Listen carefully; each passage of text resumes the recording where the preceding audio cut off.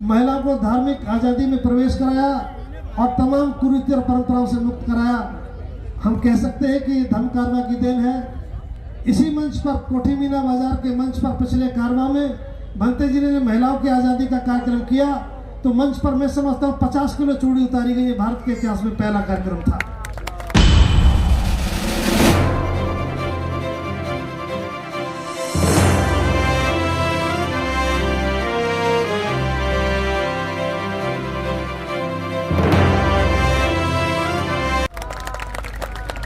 ये इस कारवां की बहुत बड़ी उपलब्धि थी।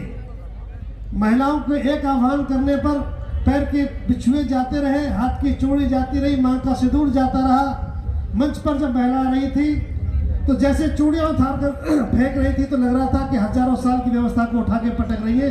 ये बहुत बड़ी क्रांति भंते जी के द्वारा हुई।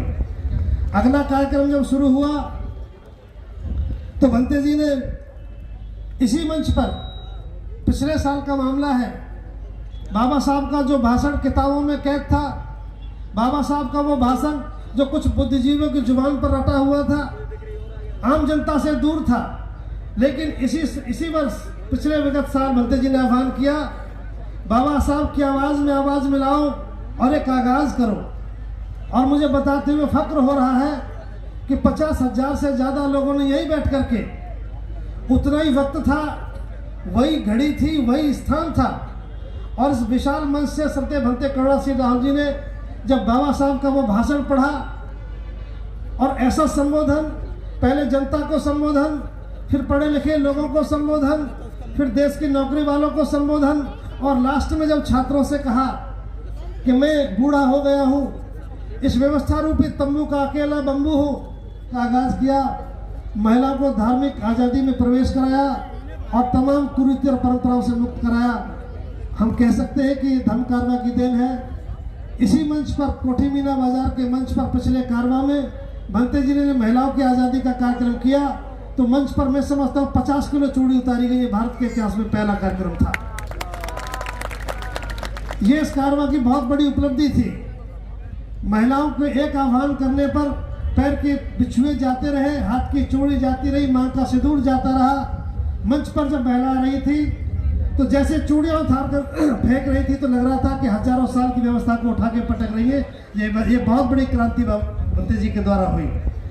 अगला कार्यक्रम जब शुरू हुआ तो भंते जी ने इसी मंच पर, पिछले साल का मामला है, बाबा साहब का जो भाषण किताबों में कैद था, बाबा साहब का वो भाषण जो कुछ बुद्धिजीवियों की जुबान पर रटा हुआ था, आम जनता से दूर था, लेकिन इसी वर्ष पिछले विगत साल भंते जी ने आह्वान किया, बाबा साहब की आवाज़ में आवाज़ मिलाओ और एक आगाज़ करो। और मुझे बताते हुए फक्र हो रहा है कि 50,000 से ज़्यादा लोगों ने यही बैठ करके, उतना ही वक्त था, वही घड़ी थी, वही स्थान था, और इस विशाल मंच से सत्य भंते करुणा सिंह राहुल जी ने जब बाबा साहब का वो भाषण पढ़ा और ऐसा संबोधन, पहले जनता को संबोधन, फिर पढ़े लिखे लोगों को संबोधन, फिर देश की नौकरी वालों को संबोधन, और लास्ट में जब छात्रों से कहा कि मैं बूढ़ा हो गया हूँ, इस व्यवस्था रूपी तंबू का अकेला बंबू हूँ,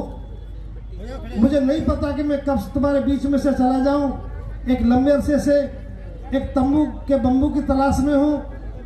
मैं चाहता हूँ कि मेरे जाने से पहले कोई इस तंबू का बंबू मिल जाए ताकि मैं चैन से मर सकूँ। ये इतना भावुक कर देने वाला सेंटेंस था कि सदन, जैसे ही भंते जी ने संबोधन पढ़ा, पूरा सदन मार्मिक हुआ और बाबा साहब बहुत याद आए। उस दिन के बाद दूसरा जो आज हम यहाँ बैठे हैं, ये उसी की देन है। आज जो बाबा साहब अम्बेडकर ने 68 साल पहले कहा और भंते जी ने साकार किया, इस कार्यक्रम का नाम है कौन बनेगा तंबू का बंबू। आज घोषणा होगी और देश में एक आगाज होगा तंबू के बंबू का। हम कह सकेंगे कि बाबा साहब अम्बेडकर जब न सही तो अब सही, अब देश में तंबू के बंबू खड़े हो गए और आज आपको देखने को नजारा मिलेगा। ये 10 साल का दौर मैंने आपको बुलाया है। एक तरफ 68 साल जो भंते जी के बगैर बीत गए, अगर मान्यवर काशीराम साहब को इस दौर से हटाया जाए तो 68 साल एक तरफ और आधुनिक भारत के 10 साल एक तरफ, आज बाबा साहब हमारी समझ में आ रहे हैं। तो आज का जो महत्वपूर्ण ये कार्यक्रम है, जो बनते जी आज भारत की धरती पे इतिहास रचने जा रहे हैं। आज तम्बू के बम्बू बनने वाली परसंग कल्पना को किताबों से बाहर निकालकर, विचारों से बाहर निकालकर जो दौर गवाही देने का था लोग राय देने लगे। आज देखना इसी मंच पर, उसी धरती पर आज एक नया इतिहास होगा। तम्बू का बम्बू आपको समझ में आएगा। यह भी थोड़ी देर में आपके सामने एक बहुत सुंदर प्रस्तुतिकरण होगा। ये धम कारवा का 10 साल का सफर मैंने आपके सामने रखा है। ये जो सदन बैठा है, ये मुट्ठी भर लोग जरूर हैं, लेकिन भारत के कोने कोने से आए प्रतिनिधि है। या पंजाब है, राजस्थान है, मध्य प्रदेश है, गुजरात है, दिल्ली है, बिहार है, बहुत बड़े देश का हिस्सा यहाँ बैठा है। अभी भंते जी के आने से पहले गीत हुए, अलग अलग भाषा और शैली में गीत हुए। आज जो आपके सामने सदन बैठा है, मैं एक छोटा सा परिचय और करा रहा हूँ। इस 10 साल की प्रगति में श्रद्धेय भंते कर्ण सिंह जी की जो साधना है, जो त्याग है, उसमें मैं एक छोटा सा भंते से अनुमति चाहते हुए, भंते धम सिंह जी हमारे बीच में मौजूद हैं। मैं भंते जी से आग्रह करूंगा, भंते जी याचना कर सकता हूं, मैं आदेश तो नहीं कर सकता। भंते जी एक सेकंड, भंते जी नहीं, भंते जी है हमारे बीच में नहीं है, भंते धम सिंह जी। अच्छा, उसके बाद भंते धम सिंह जी जो अपनी सरकारी नौकरी से इस्तीफा देकर इस मूवमेंट में जुड़े हैं और आज जो देख रहे हैं काम, इसमें उनका बहुत बड़ा योगदान है। एक बार भंते जी को बोलेंगे साधु साधु साधु। भंते अस जी जो हमारे बीच में मौजूद है, भंते अस जी लंबे समय से अपनी युवावस्था में काम कर रहे थे, लेकिन आज मूल रूप से आप बघाना कांड से निकले हुए एक बहुत ही मजबूत स्तंभ है। और भंते जी की देशनाओं से प्रेरित होकर हमारे बीच में श्रद्धेय भंते अस जी बहुत ही योग्य है और अविवाहित रहकर पूरा जीवन आज एक तम्बू के बम्बू के रूप में हमारे बीच में। एक बार बोलेंगे साधु साधु साधु। बहुत बहुत साधुवाद श्रद्धेय भंते जी।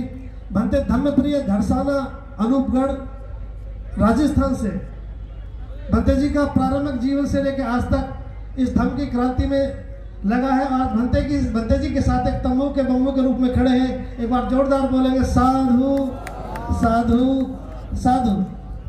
हमारे बीच में श्रद्धेय भिक्खु आदित्य जी, जो मैं समझता हूँ खड़े होने की स्थिति में तो नहीं है, लेकिन फिर भी मैं निवेदन करूंगा कि वो भी सरकारी सेवा के बाद बहुत ही वरिष्ठ भिक्खु हैं और धम्मभूमि को संभाल रहे हैं। भंते जी के सानिध्य में बहुत बीमारी के बाद एक नया जीवन मिला है और आज हमारे बीच में मौजूद है। उनके आगमन से हम बड़े खुश। एक बार उनके लिए बोलेंगे साधु साधु साधु। इनके महान त्याग से, बड़ी तप साधना से काम हो पा रहा है। भंते श्रद्धेय भिक्खुणी धम्मविनय जी, श्रद्धेय भिक्खुणी धम्मविनय जी, ये कार्यक्रम जो आप देख रहे हैं उनकी बड़ी महती भूमिका इसमें रही। मैं भिक्खु संघ का परिचय करा रहा हूँ। आप फतेहगढ़ हरियाणा से हैं, पोस्ट ग्रेजुएट है और युवा अवस्था से ही जीवन लेकर के धम्म के काम को गति दे रही है।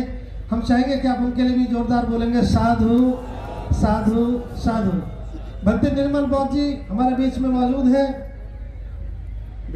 आपका प्रारंभिक जीवन से लेकर आज तक सरकारी नौकरी से इस्तीफा देने के बाद सामान्य भिक्खु जो हमारे मंच पर बैठे हैं, आपका चूंकि आज बाबा साहब अम्बेडकर के आगमन की उपस्थिति में हमारे बीच में आए, हम सभी का इस धम्मभूमि परिवार की तरफ से सभी भिक्खु संघ का सम्मान करते हैं, आदर करते हैं। बहुत बहुत आभार। ये छोटा सा परिचय था आज के इस दिवस का और श्रद्धेय भंते जी का। आपकी अनुमति हो तो दो लोग हमारे